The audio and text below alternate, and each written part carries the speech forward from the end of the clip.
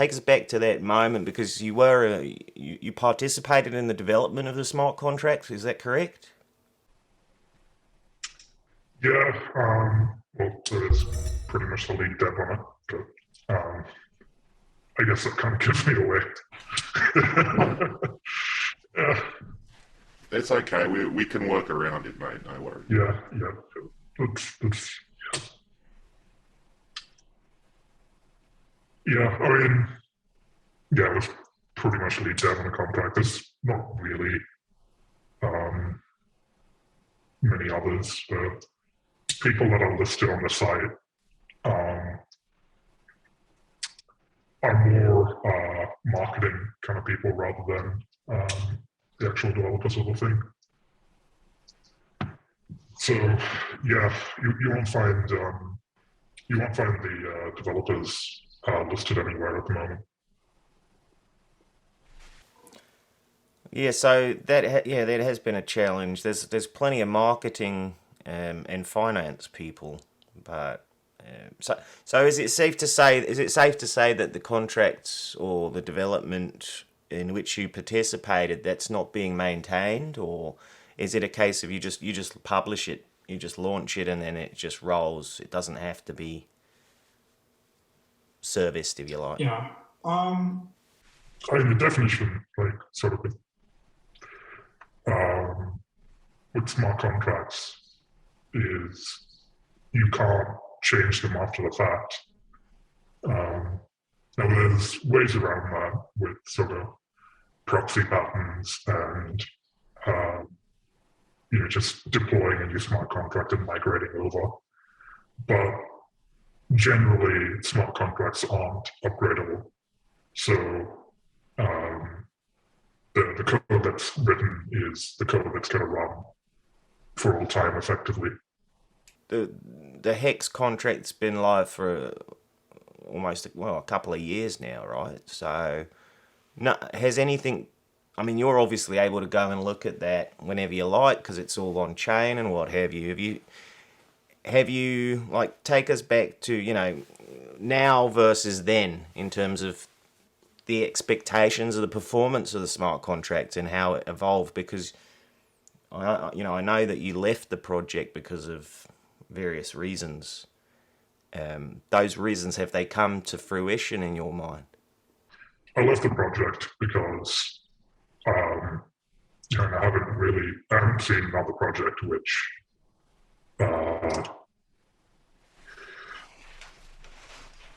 haven't seen another project which has the mechanisms built in to enrich a particular entity as much as Hex does, and kind of enrich them in perpetuity, while simultaneously having a lot of those mechanisms understated or swept under the rug when the coin's being talked about. So the origin address, had at one point over 90% of the supply. I don't know what the current supply looks like, but I would imagine it's pretty similar. So, I'd say from that standpoint, my concerns about Hex have come true. But, obviously the price has done a lot better than I thought it would have, and the market cap has done a lot better than I thought it would have. So there are people that have made, significant amounts of money off it. And that's something that, is a bit contrary to what I was expecting to happen. Is it potentially? Is it more than Richard? Is it a group that control the OA? I read something that the smart contract was a gnosis or gnosis contract, so it allowed for multi-sig. Sorry. Yeah, so Gnosis multisig. I can quickly pull up the smart contract make sure that it hasn't changed.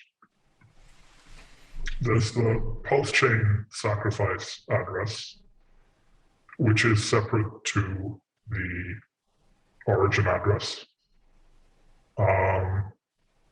Post-chain sacrifice address is a single externally owned account, so there's no Gnosis multisig there.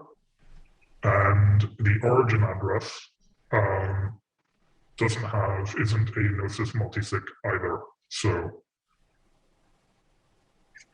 yes, there's no multisig. It's a single address, and there are a fair few people that know for a fact that it is just the one person controlling the origin address. There's no group of people behind it. You know, there's no secret about opinions on who that person might be, and someone like yourself, are you still confident in the idea that it's Richard, King Richard? Well, yes, I mean, there's a fair amount of people that would be confident in that idea. Take us back just to before that development began. Obviously, Richard must have pitched you Hex, right? At one point, tell me what you were thinking at that point, right before you built the contract, when you first heard of the idea. Right. So, to go back into the evolution of course the site's been taken down. You could probably find it for you on archive.org. Yeah, on the way to go back on the Wayback Machine. What was the name of the site? If you go to Bitcoin HPC, I'll paste these over. CFD-token.com.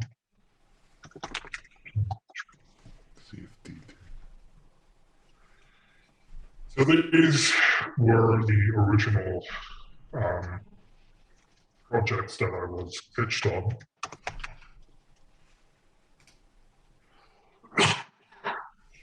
And they were very different to HEX. Essentially just a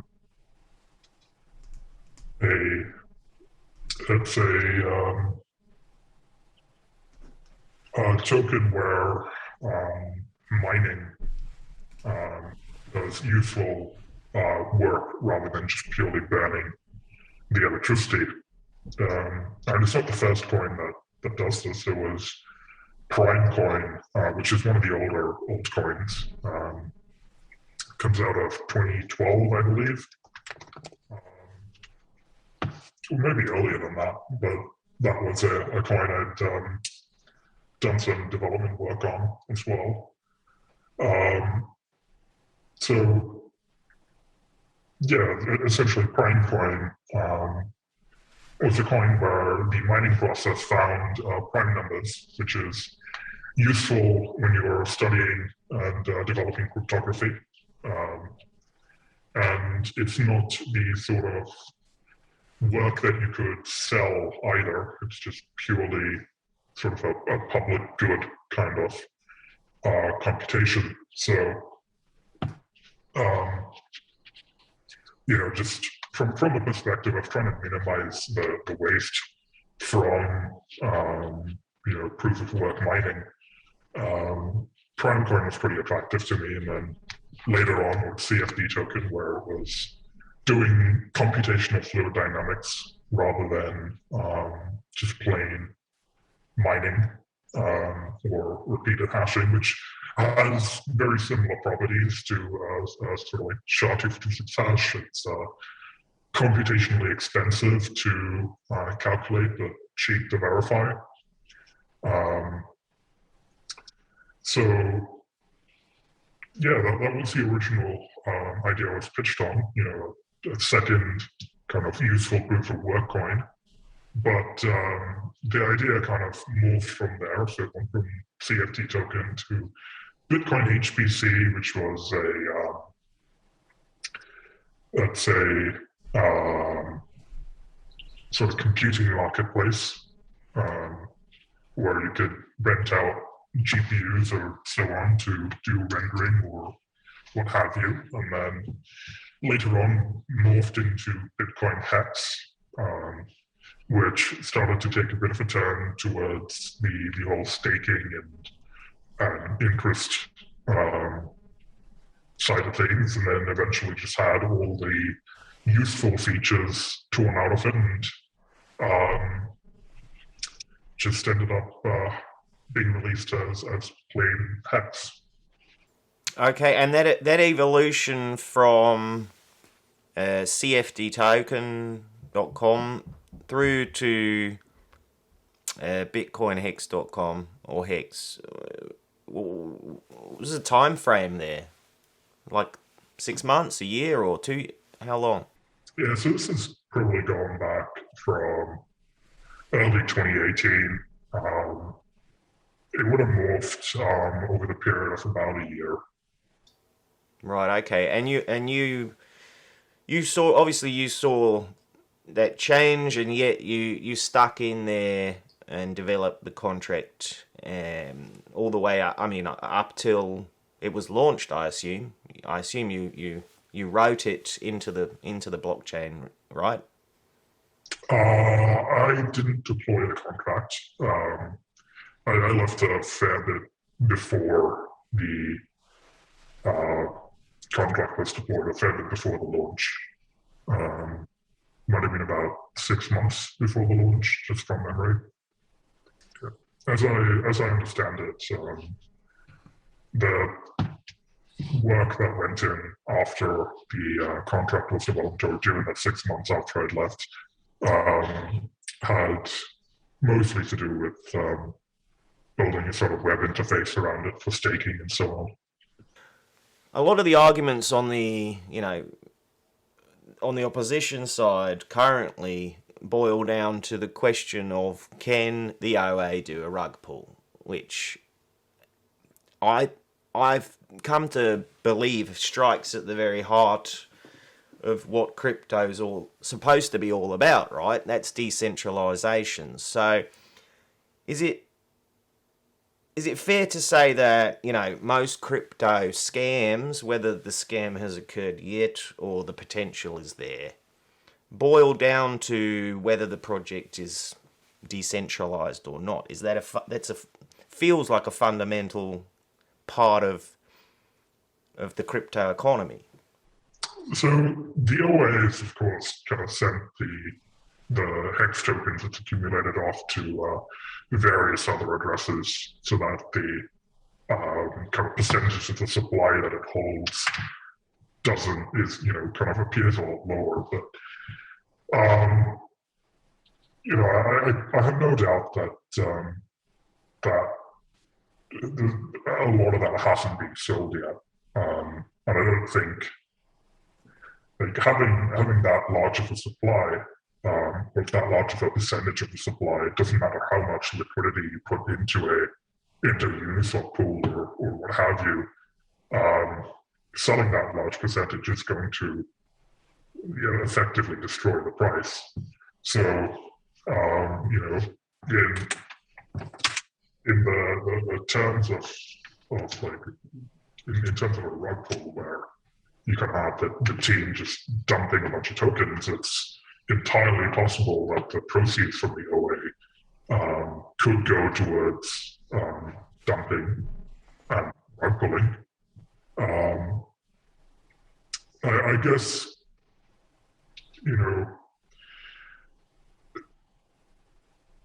should probably get into how the OA and now the pulse chain sacrifice address gained that large percentage of supply. So initially, the origin address, during the first year after deployment, Bitcoin holders, if you had Bitcoin at a particular snapshot block, you were entitled to a certain amount of hex. If you didn't claim that hex, that would slowly erode away over time over that 1 year period. And the hex that you didn't claim would go over to the origin address, or a copy of it would go to the origin address. So there's a large amount of coins that got sent to the origin address that way. And then, of course, you've got the unstaking penalties and so on, which, a large portion of that, about half of it, goes to the origin address. So it's the early and late unstake penalties. So if you need to liquidate quickly, you unstake.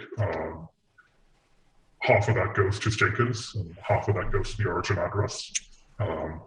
If you forget about your stake and you come back too late and don't liquidate it, then half of your you get a penalty applied there, and half of your penalty goes to the origin address, half goes to stakers. So you sort of have to make sure that you're always, you've got your calendar set up and all, so you can unstake at the right time. And over, longer sort of periods, that might actually be a bit more difficult to do, given the window for unstaking is so short. And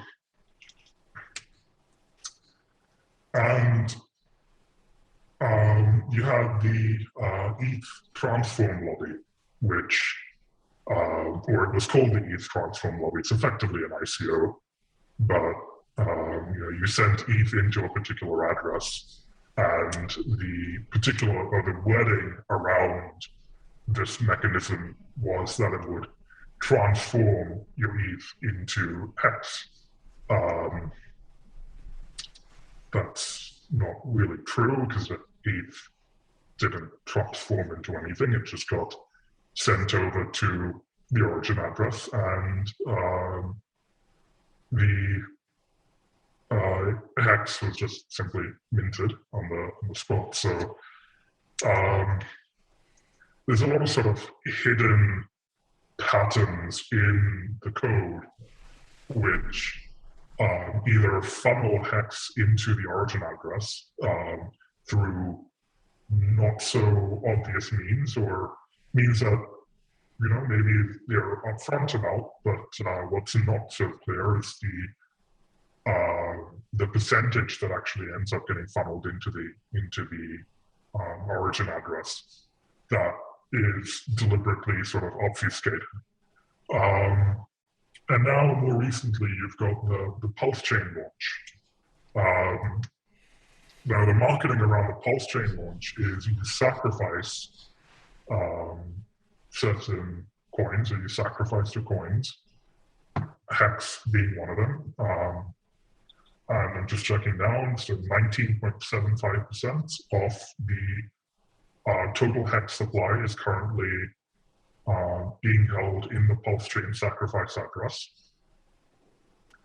You can see the balance on Etherscan there. Again, the sort of messaging around that is, you sort of sacrifice your HEX, or you sacrifice your coins, and you get your Pulse equivalent, which is, very similar to the messaging around the start of HEX, or around the launch of HEX, where it kind of makes it seem as if you're, destroying or you're transforming your coins into another.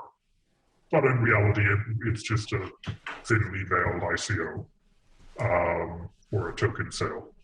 So 19.75% of all the HEX in circulation has been sacrificed for Pulse Chain. Is that what this means here?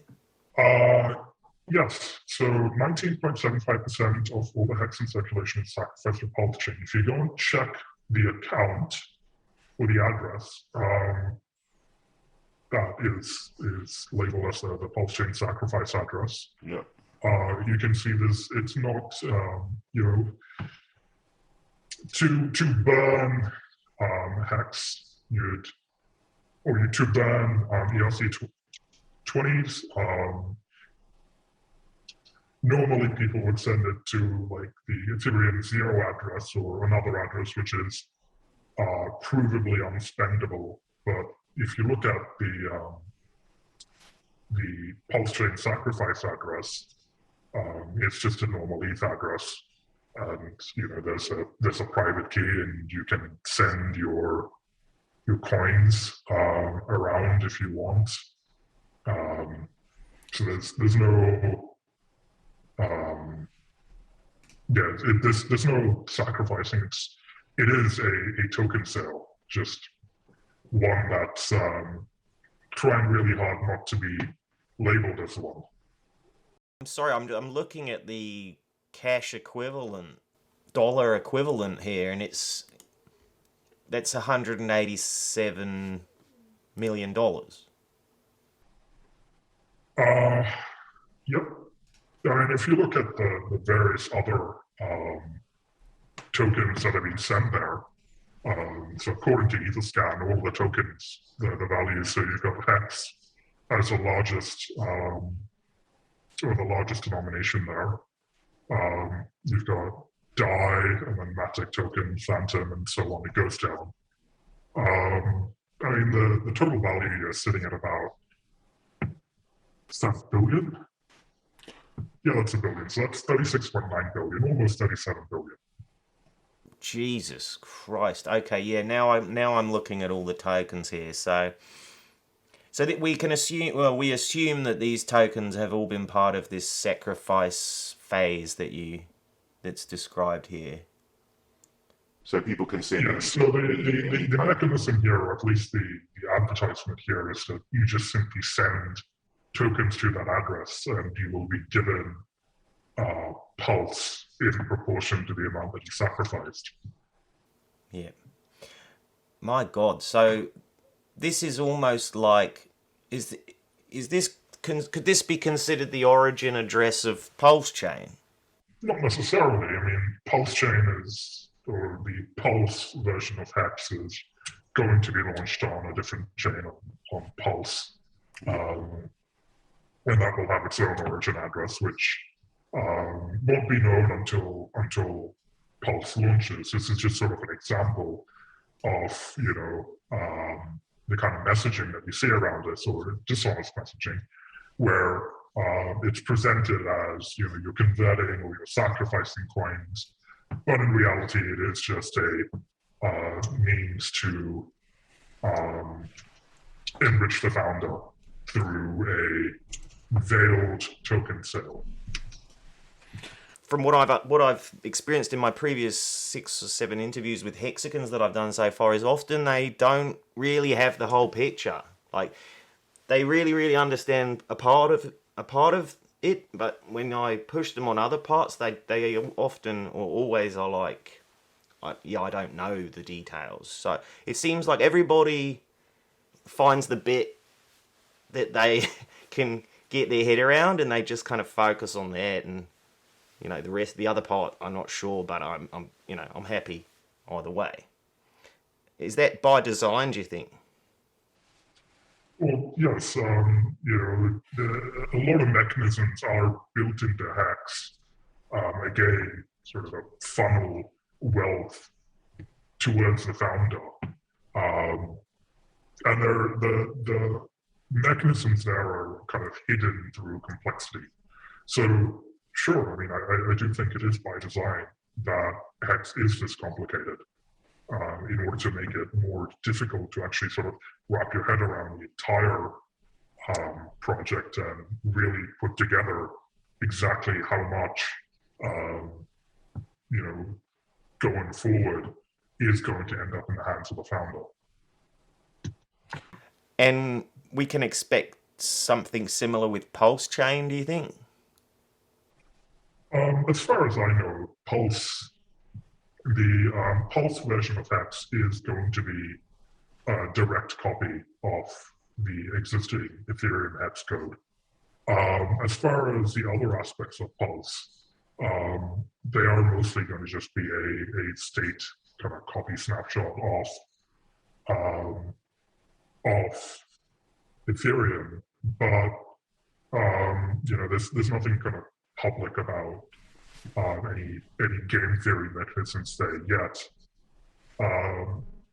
But I would suspect, given the way that the Pulse chain token sale, or as they're calling it, sacrifice phase, has been carried out, there's already patterns, or there's already sort of a track record with Pulse chain employing misleading or complicated language in order to hide the true purpose of things. So I think that pattern's going to still continue with Pulse. What's your perspective on how my production and the Hexican productions, fast forward like a year or whatever when they're both published, how will Hex look in the real world, in your opinion, then? As far as there are the trailer at least is a fairly high value production, at least from the highest of stakes documentary. But as far as public perception goes, I think people that were likely to get drawn into something like Hex are still sort of likely to get drawn into something like Hex, and people that aren't really going to be swayed by production like that, just simply because it's still presenting the same sort of characteristics. But I think the idea behind productions like that is they get more eyes on the project, and so people that would fall for something like Hex, but might not necessarily hear about it otherwise, hear about it this way, and it kind of grows the Hex community, if you will, that way. In theory, Hex, if the OA doesn't mess with anything, or could go on for many, many decades, right? Well, sure. I guess there's sort of multiple levels of scam. In my book, I think it is already a scam, given that the token sales done for both Hex or Ethereum and Pulse Hex have both been disguised as transforming or sacrificing, and you've got the Satoshi bonus kind of obfuscating the percentage that the origin address gets ahead of time. I think the fact, or I guess more focusing on the actual token sales themselves, I think the fact that the token sales are deliberately misrepresented as something other than a token sale makes Hex a scam. I think that's a sort of a lower level of scam to if the origin address were to just simply sell all the coins and kind of leave no value for everyone holding the bags, if you will. So I think it is already a scam, but it has the potential to be even more of a scam if certain actions are taken by the origin address. Okay, and I just, I imagine, Richard obviously often invites people onto his show and says that he will destroy them. And I've watched him have a few arguments with people and what have you, and I imagine his response to what you've stated there would be that it's just marketing semantics, right? How do you think he would respond to that specific judgment that you've made there? I'm sure, like he will go off and say, as far as the end user, kind of knows, or the end user just sends the tokens there, and it says that if they send the token somewhere, it will give them the requisite amount of hex. And that is true. The end user sent their token somewhere, they got hex back, they executed a smart contract code, and it gave them what it said they would. That is true, and that does devolve quite quickly into marketing semantics. But I think when you're launching a project like this with the sizes of the numbers or the multiple billions that you're talking about, the 37 billion in the pulse chain sacrifice address, I think you need to be more upfront about the fact that this is actually going to someone. It's not going into nothingness. You can't simply take a certain amount of money and go off and do with it as you please. If I was to go and say that if you give me a dollar and I will plant and that dollar will go to planting a tree. If I was to say that, okay, well, I will burn your dollar and you can go and plant a tree somewhere, right?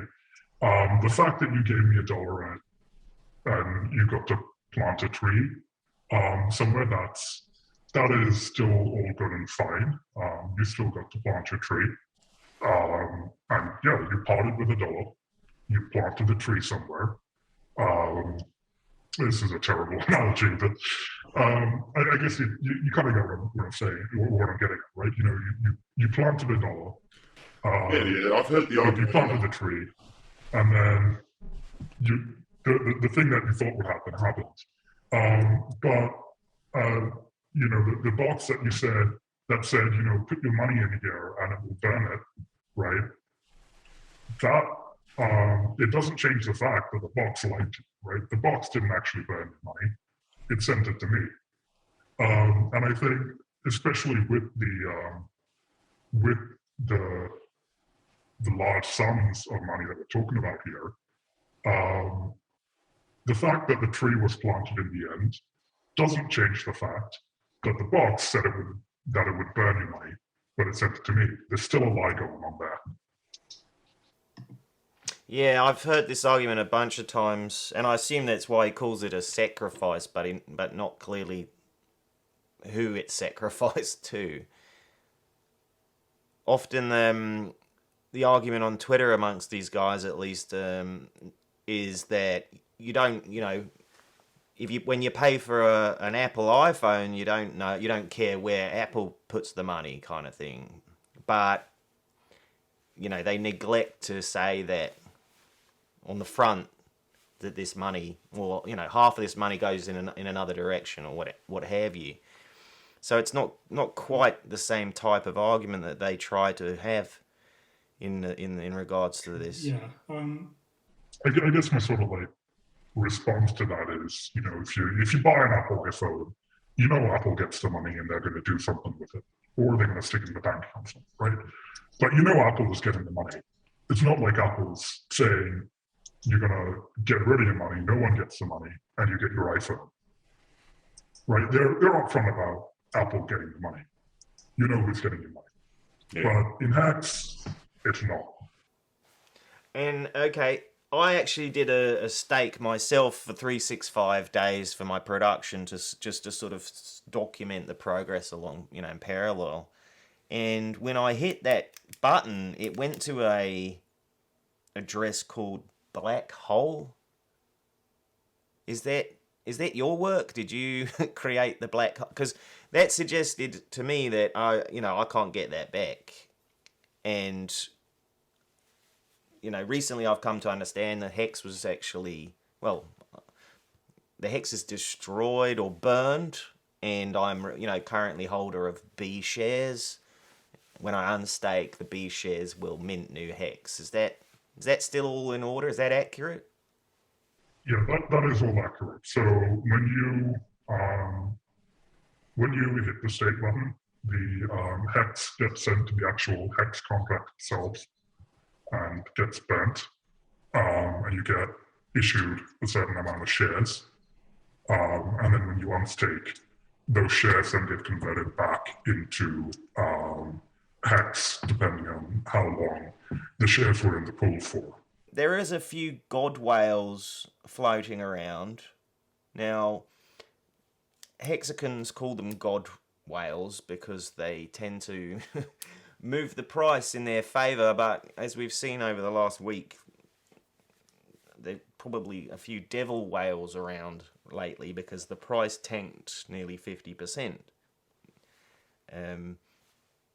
What's your thinking around these types of character names, that they use, like god whales, like Pulsar OGs,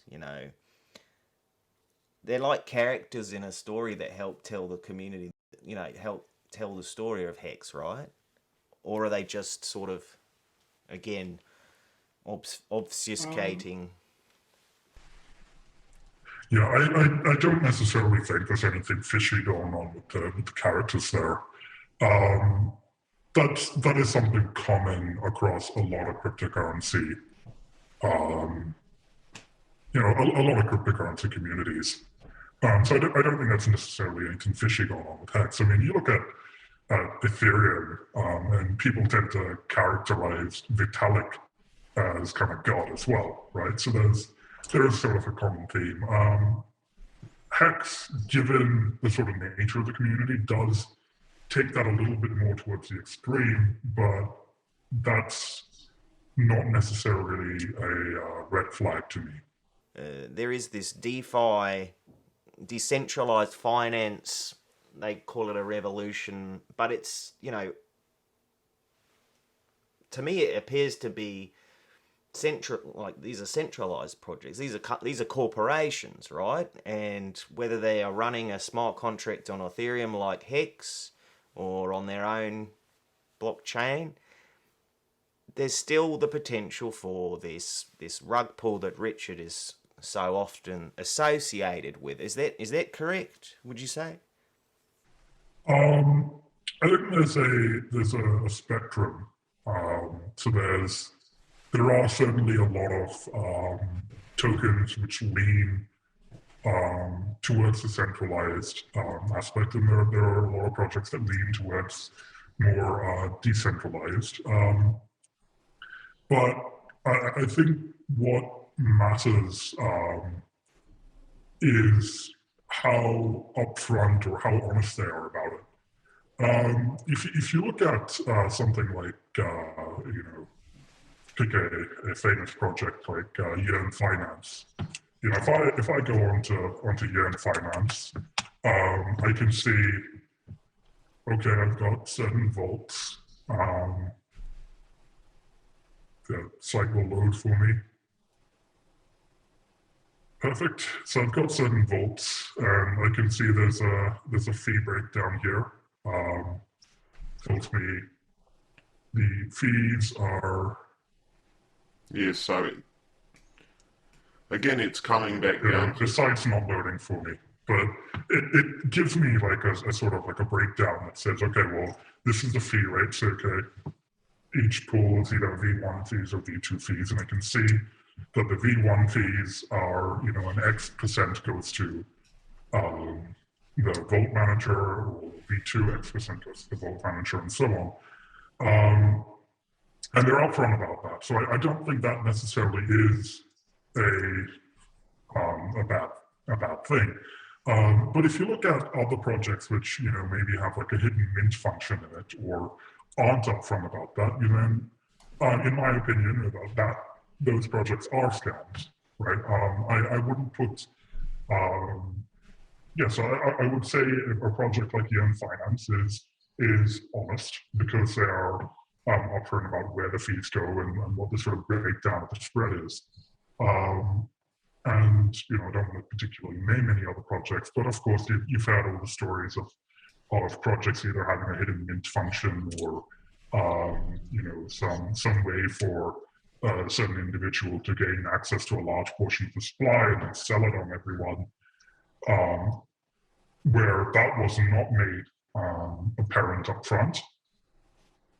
I think those are scams, and I would agree with Richard on that point that yes, there are scams in other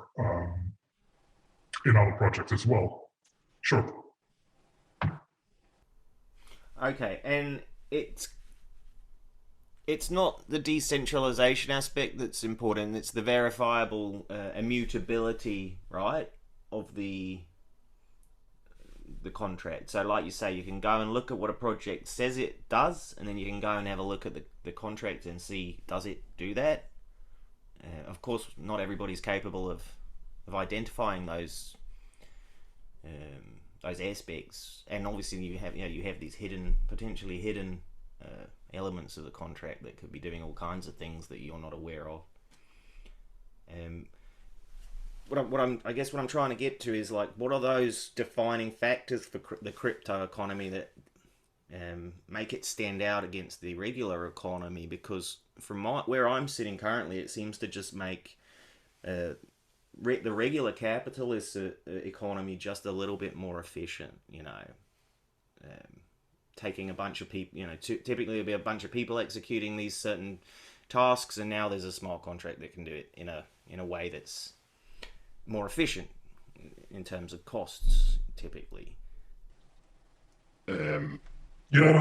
I mean, I sort of, like, as I said, it is kind of a spectrum, right? So on the centralized or the more centralized side of things, there is a kind of verifiability aspect of it, or a bit more of an accountability aspect of it that comes into play.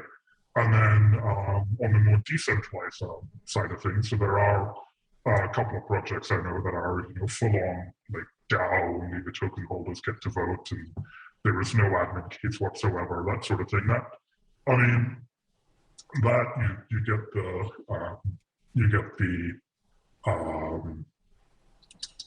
sort of decentralization and the immutability aspect of it. So it does kind of vary depending on where a project falls on that centralized decentralized spectrum, what kind of benefits a project will gain from being like on a blockchain or being DeFi, if you will.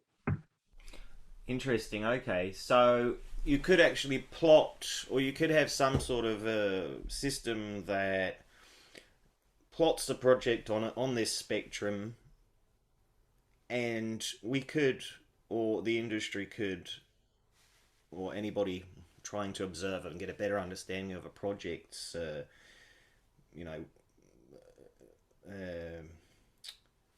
trustworthiness, if you like. This spectrum of decentralization could be manifest in a way like a 5-star.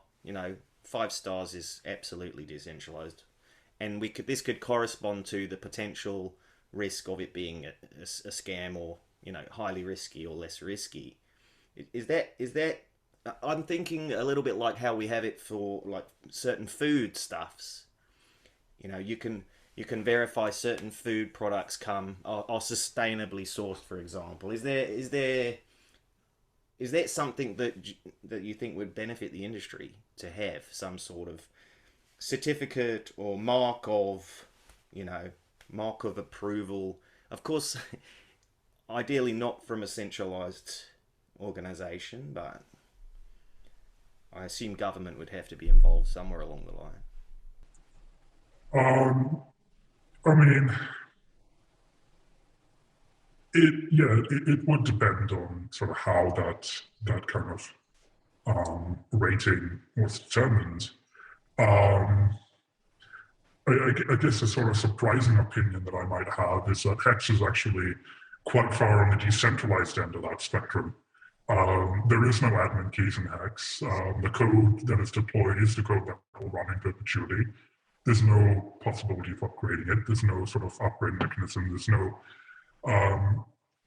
yeah. So it is kind of like what is deployed is what will run.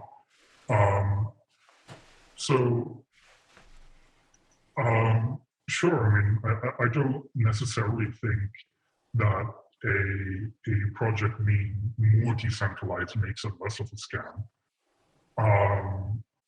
Being more decentralized does sort of lean it towards being less of a scam because there are less avenues for a particular actor to take advantage of, but it doesn't completely eliminate them. No, of course it would. I guess it would have to have. There would be other elements like you would bring in the team history and what have you.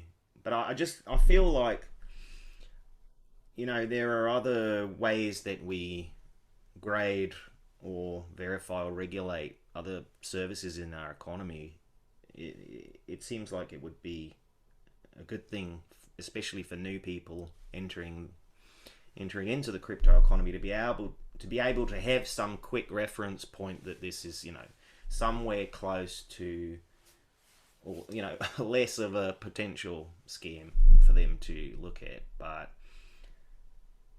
I've been sort of thinking about how that might look, and I'm fairly new to the space, but I've come across NFTs, and I thought, well, if you could have an NFT, a non-fungible token, or something similar that functioned like this stamp of approval, but baked into that NFT was some sort of voting, mechanism or some smart contract of its own that could execute a bunch of logic automatically or with a community vote related, so that you could maintain that decentralized aspect rather than just having the government going, yes, this is a good one, no, that's a bad one. It's the actual economy regulating itself in a decentralized manner through a non-fungible token. I don't know if that's possible or even the correct way to approach it, but I think it's fascinating purely just, to think about. Sure. I mean, sort of rating systems are interesting. I mean, there's certainly a lot of centralized ones that have been gamed as well. You look at review sites like Yelp and so on. There's review bombing and so on. The real difficulty comes down to how do you identify qualified opinions and how do you surface them. The kind of go-to place at the moment for people looking for information is, to like YouTube. You get these sort of crypto influencers on YouTube or on Twitter where they kind of do their own kind of ratings, and some of them are higher quality than others, and some of them are kind of misleading with under the hand deals, which is questionable from my perspective, or if not right, scam there as well. But yeah, it's how do you kind of compete with that sort of an existing environment, but establish a method of communicating qualified opinions where people can kind of access that and verify that the opinion is from someone that's fairly unbiased or knowledgeable about the particular subject matter. Yeah, it's a tricky one, but I think you're right. It's I'm not sure it's a matter of quantity but quality in terms of who's doing the validating, or where's this vote, who's voting, why is their vote more important than the other guys. Yeah, it's a tricky one, but it's something that I'm curious to see if it unfolds. I often speak with a number of crypto investigators on LinkedIn, and a lot of Australians involved and Americans, of course, and they seem to be well, inundated with investigations to, you know, into primarily it seems like money laundering stuff, but I mean, I think that's very very easy to track on chain because everything's right there if you know how to look for it, right? I think the problem is connecting it to individuals, but again, data, we constantly leave a trail, right? So, and Sure. I mean, it is just a sort of the volume of projects and things to investigate is just so high that yeah, there is a kind of natural filter um, as to kind of what's worth investigating, even for the more like sort of quality kind of opinions. So, Did you leave on good terms or um, as you can? yeah, about as good as you could reasonably expect. You know, I'd say we could probably catch up for a coffee, right? It's not going to end up in fisticuffs or anything. Um, so yeah, probably left on reasonably good terms, but you know, circumstances being what they are, of course, maybe not the best of terms. yeah, because like how did that actually go though? Because you did leave the project, and there would have been a moment there where you had to just say to him, "I don't like what this is. This is not what I signed up for. I'm, you know." Can you take us back to that day when you made that decision? Yeah. Um, so I had left the project. Timeline's a little bit, the exact date's a little bit fuzzy in my mind at the moment. I think it was start of 2019, maybe end of 2018, somewhere around there. But I had essentially told him that, you know, given the constant changes and where the project had ended up, I wasn't too happy with, you know, putting my name to it, and it wasn't a project I was proud of, and I didn't think that it should go ahead and launch the way that it was, or in the state that it was in.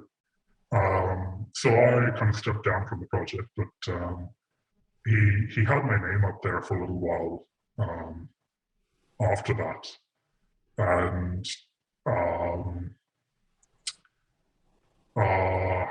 this guy Vladimir, I forget his surname, that he was doing a sort of investigative report on HEX at the time, and ended up publishing the article stating that I was on the team because my name was still up on the website, and finally ended up managing to get Richard to take my name off the website as a result of that article. But yeah, it was a bit of a struggle there to get him to disassociate my name from the project. I mean, we kept in communication after that for a little bit, but yeah, things kind of broke off after we launched Hex, because I kind of had my disagreement with him about him actually launching the thing, and then went on Tom Day's show to kind of voice my disagreements after Tone had Richard on to interview him with a couple of lawyers, and Richard kind of skillfully dodged a lot of the questions there, or worked his way around them. So yeah, I think that was kind of the end of us being on speaking terms.